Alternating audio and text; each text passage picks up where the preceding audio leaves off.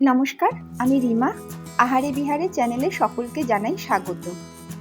আজ আমি তোমাদের জন্য নিয়ে এসেছি বাঙালির চিরাচরিত একটি কমন এবং ভীষণ ফেমাস মাছের কালিয়া রেসিপি। যে কোনো অনুষ্ঠান বাড়ি, বিশেষ করে বিয়ে বাড়িতে মাছের কালিয়া কিন্তু কম্পালসারি একটি আইটেম। আজ আমি তোমাদের সঙ্গে সেই বিয়ে বাড়ির মাছের কালিয়ার স্বাদেই রেসিপিটি শেয়ার করব। তাহলে চলো রান্নাটা শুরু করা যাক। বানাতে চলেছি মাছের কালিয়া। তার জন্য আমি নিয়ে নিয়েছি রুই মাছ। রুই মাছের বদলে কিন্তু কাতলা মাছ ইজিলি নেওয়া যাবে। প্রয়োজন বুঝে গাদা আর পেটির মাছ নিয়ে 5 পিস মাছ আমি নিয়ে নিয়েছি। এবার এই মাছগুলোকে ম্যারিনেট করব। কিভাবে করব তার জন্য নিয়ে নিয়েছি একটা বাসন। এর মধ্যে দিয়ে দিচ্ছি 1 চা চামচ রসুন বাটা, হাফ টিস্পুন দিয়ে দিচ্ছি হলুদ গুঁড়ো, হাফ চা চামচের মতন দিচ্ছি লবণ, 1 চা চামচ দিয়ে দিচ্ছি কাশ্মীরি লঙ্কার গুঁড়ো,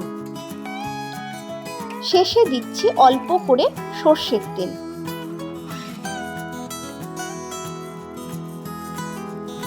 এবার একসাথে সবটা ভালো করে মিশিয়ে দিচ্ছি।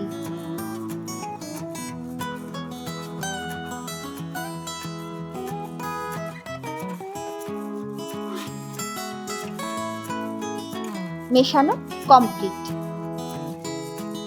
এবারে এই মাছগুলোকে এর মধ্যে দিয়ে দিচ্ছি।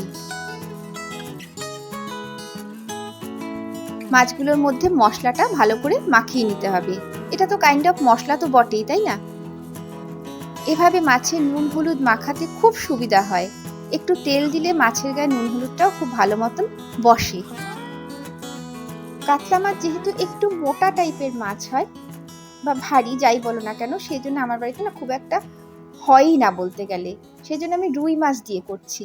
তোমরা রুই কাতলা যেটা তোমাদের ভালো লাগবে সেটা দিয়েই করো। এদিকে মাছের ম্যারিনেশন পর্ব কমপ্লিট। কিছু সময়ের জন্য রেখে দিচ্ছি যাতে মাছের মধ্যে মশলাপাতিটা ভালো মতন বসে। এর মধ্যে আমি করে নেব বেরেস্তা। তার জন্য গ্যাসে বসিয়ে দিয়েছি কড়াই। দিয়ে দিচ্ছি পরিমাণ মতন সর্ষের তেল। রান্নাটা চাইলে কিন্তু পুরোটাই সাদা তেলেও করতে পারো, তবে সর্ষের তেলে কিন্তু স্বাদ বেশি ভালো হবে তেল গরম হওয়ার অপেক্ষা। তেল গরম হয়ে গেছে। দিয়ে দিচ্ছি এর মধ্যে 4টে মিডিয়াম সাইজের পেঁয়াজ কুচি।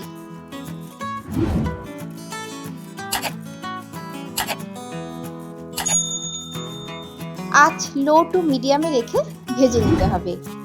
আমি বেরেস্তা বানাতে চলেছি, তাই আঁচ কিন্তু বাড়তে দেওয়া চলবে না, পেঁয়াজ পুড়ে যাবে। দেখতেই পাচ্ছ পেঁয়াজের কালার কেমন চেঞ্জ হয়ে যাচ্ছে, বেরেস্তা হয়ে আসছে।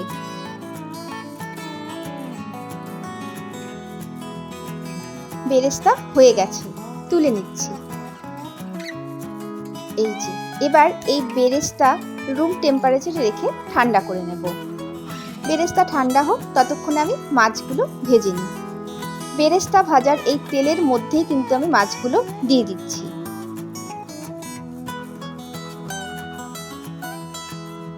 আঁচ লো টু মিডিয়ামেই আমি রেখেছি, কারণ মাছে তেল মাখানো রয়েছে, কাজেই কড়াইতে আটকানোর কোনো চান্স নেই।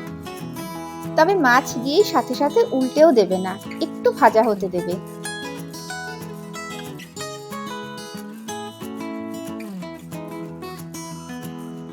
একটু যখন ভাজা অর্থাৎ লালচে ভাব চলে আসছে সামান্য, তখন আর এক পিঠ উল্টে দিচ্ছি। অন্যান্য দিনের তুলনায় আজ কিন্তু মাছগুলো আমি একটু লাল করেই ভাজবো, যেমন বিয়ে বাড়িতে ভাজা হয়ে থাকে। যেমন চাইছি সেরকমই ভাজা হয়ে গেছে। এর থেকে বেশি ভাজলে কিন্তু আবার ছিবড়ে টাইপের লাগবে, তাই তুলে নিচ্ছি।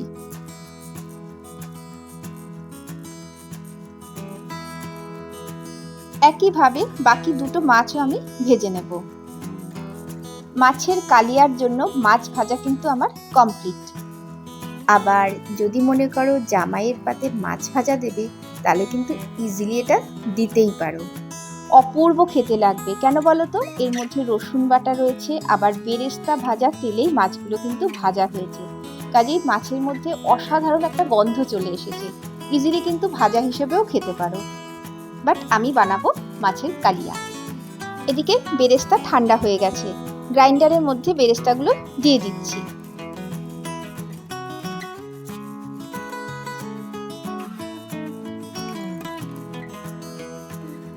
সঙ্গে দিচ্ছি 2 টেবিল চামচ টক দই, অল্প একটু জল দিয়ে দিচ্ছি। একটা মিহি পেস্ট বানিয়ে নেব।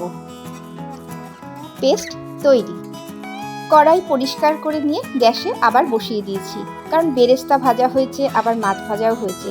তেল তো একটু পুড়বেই, তাই কড়াইটা পরিষ্কার করে ফ্রেশ সর্ষের তেল আবার দিয়ে দিচ্ছি।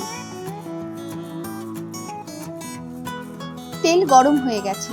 ফোড়ন হিসাবে দিচ্ছি একটা তেজপাতা, একটা দারচিনি, এক টুকরো জয়িত্রী আর 3টে মুখ ছাড়িয়ে নেওয়া ছোট এলাচ তেলে দিয়ে দিলাম। আঁচ লোতে রেখেই কয়েক সেকেন্ড একটু ফোড়নগুলো নেড়ে নিতে হবে।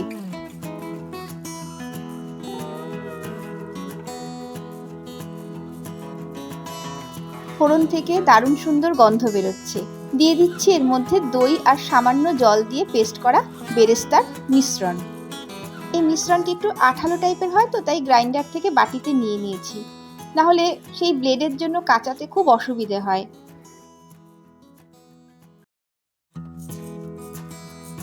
আঁচ লোতে রেখেই কয়েক সেকেন্ড একটু কষাতে হবে, কারণ পেঁয়াজ কিন্তু অলরেডি ভাজা, খুব বেশি সময় নিয়ে একে কষানো চলবে না। আমি 25 থেকে 30 সেকেন্ডের মতন কষিয়ে নিলাম। দিয়ে দিচ্ছি এবারে এর মধ্যে 3টে মিডিয়াম সাইজের পেস্ট করা টমেটো। একসাথে সবটা ভালো করে মিশিয়ে দিতে হবে।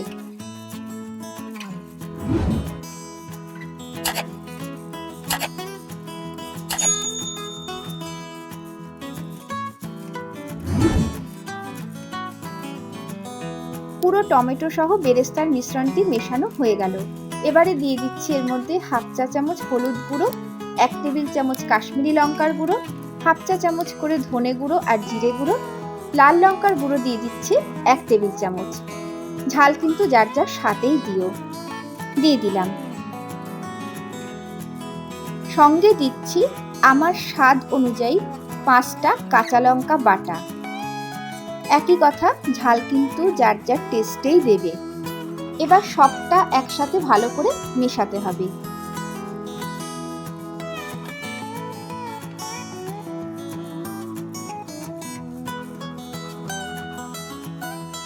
মেশানো কমপ্লিট। দিচ্ছি 1 টেবিল চামচ আদা রসুন বাটা। সঙ্গে দিচ্ছি 1 চা চামচ চিনি। চিনিটা কিন্তু স্কিপ না করলেই ভালো হয়, দারুণ ব্যালেন্সটা কিন্তু আসবে। আবারও ভালো করে সবটা নেড়ে মিশিয়ে দিতে হবে।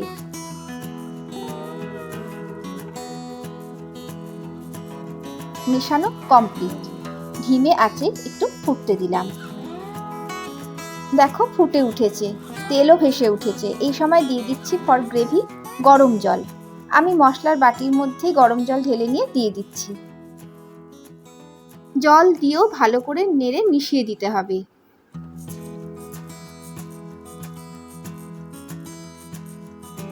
মেশানো কমপ্লিট। গ্রেভি ফুটতে দিলাম। এদিকে গ্রেভি ফুটে উঠেছে। স্বাদ অনুযায়ী দিয়ে দিচ্ছি লবণ। শুরুতেই কিন্তু মাছে নুন মাখানো হয়েছে, সেই আন্দাজেই কিন্তু পুরো রান্নার জন্য লবণটা দিতে হবে। লবণ দিয়ে সেই একইভাবে মিশিয়ে দিতে হবে।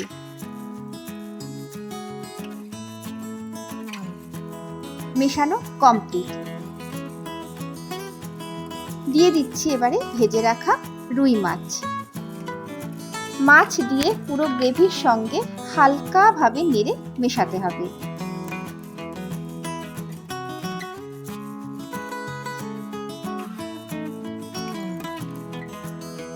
মেশানো কমপ্লিট।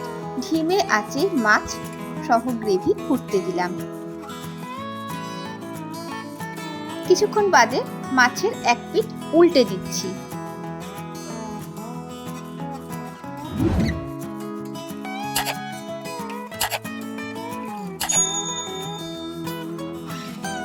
আবারও একটু ফুটতে দিলাম। এবারে দিয়ে দিচ্ছি 1/2 টেবিল চামচ ঘি। প্লিজ ঘিটা না স্কিপ করো না, অসাধারণ লাগবে খেতে, দারুণ গন্ধ আসবে। সঙ্গে দিচ্ছি 1 চা চামচ গরম মশলার গুঁড়ো। আবারও সবটা একসাথে নেড়ে মিশিয়ে দিতে হবে।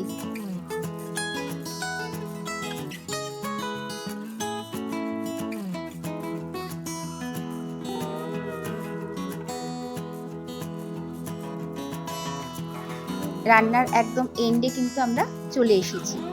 দিয়ে দিচ্ছি 2টো চেরা কাঁচা লঙ্কা আর 3টে গোটা কাঁচা লঙ্কা। কয়েক সেকেন্ড ফুটিয়ে গ্যাস অফ করলাম। যদি তোমাদের ইচ্ছা হয় এর মধ্যে একটু ধনেপাতা কুচি দেবে, দিতে পারো, বাট আমি দিলাম না, আমার এরকম ভাবেই খেতে বেশি ভালো লাগে। রান্না টোটালি কমপ্লিট। কালারটা জাস্ট দেখো। একটা সার্ভিং প্লেটে সার্ভ করে নিয়েছি। ঝুরঝুরে স্টিম রাইসের সঙ্গে জাস্ট খাও। ফ্রাইড রাইসের সঙ্গেও কিন্তু খারাপ লাগবে না, তবে ভাতের সঙ্গে সেরা লাগবে। তাহলে বন্ধুরা, আমার আজকের মাছের কালিয়া রেসিপি তোমাদের কেমন লাগলো জানিও। যদি ভালো লাগে যে কোনো অকেশনে করতেই পারো, আর প্লিজ কমেন্ট করে জানিও। আজকের মতো ভিডিও তাহলে এখানেই শেষ করছি। সবার জন্য অনেক অনেক ভালোবাসা থাকলো। নমস্কার।